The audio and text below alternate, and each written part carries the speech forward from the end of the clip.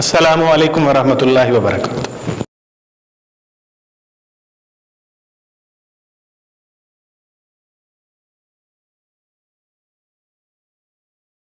السلام علیکم ورحمۃ اللہ وبرکاتہ۔ وعلیکم السلام ورحمۃ کیا اللہ وبرکاتہ۔ ٹھیک ہو؟ خیریت سے؟ خیریت ہے حاجی صاحب، الحمدللہ بہترین۔ طبیعت سے ٹھیک ہے ماشاء اللہ آپ کی؟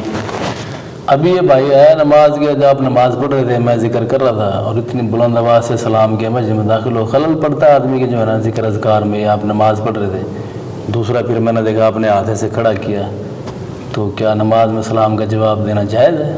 جی، جامع ترمذی کے اندر اللہ کے پیغمبر صلی اللہ علیہ وسلم کا فرمان موجود ہے، آپ خود بھی ریسرچ کر سکتے ہیں۔ آپ اسلام 360 ایپ کھول لیں، اس پہ جو ہے وہ 368 نمبر حدیث جو ہے وہاں پہ حضرت عبداللہ بن عمر رضی اللہ تعالیٰ عنہ نے حضرت بلال رضی اللہ تعالیٰ عنہ سے یہی سوال کیا تھا کہ اللہ کے پیغمبر صلی اللہ علیہ وسلم نماز کے اندر سلام کا جواب صحابہ کو کیسے دیتے تھے؟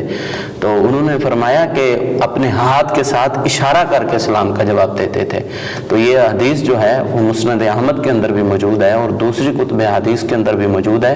تو اس سے خلل نہیں آتا کہ نماز میں جو آپ نے زبان سے نہیں کہنا وعلیکم السلام، لیکن آپ نے اس طرح آپ کھڑے ہیں تو اپنا ہاتھ سے اشارہ کر سکتے ہیں۔ جب نماز میں آپ ہاتھ سے اشارہ کر سکتے ہیں تو جب نماز میں آپ جیسے آپ ذکر و اذکار بتا رہے ہیں آپ ہیں، تو اس میں تو بالاولیٰ آپ وعلیکم السلام ورحمۃ اللہ کہہ سکتے ہیں، اور مسلمان کا ایک حق بھی ہے کہ جب وہ آپ کو سلام کرے تو اس کے سلام کا جواب دینا آپ پہ لازم ہوتا ہے۔ بہرحال اتنی اونچی نہیں کہنا چاہیے کہ لوگ زیادہ پریشان ہوں، دھیمی آواز کے اندر کہنا چاہیے کہ لوگوں تک آواز پہنچ جائے۔ تو بلند آواز سے بھی نہ کہا جائے کہ لوگ پریشان ہو جائیں اور ڈر جائیں کہ کیا ہو گیا ہے، دھیمی آواز میں سلام کہا جا سکتا ہے، اس میں کوئی حرج نہیں ہے، یہ حدیث سے ثابت ہے۔ جزاک اللہ خیر، بہت مہربانی، ہمیں پتہ نہیں تھا، جزاک اللہ۔ بہت شکریہ جی، السلام السلام۔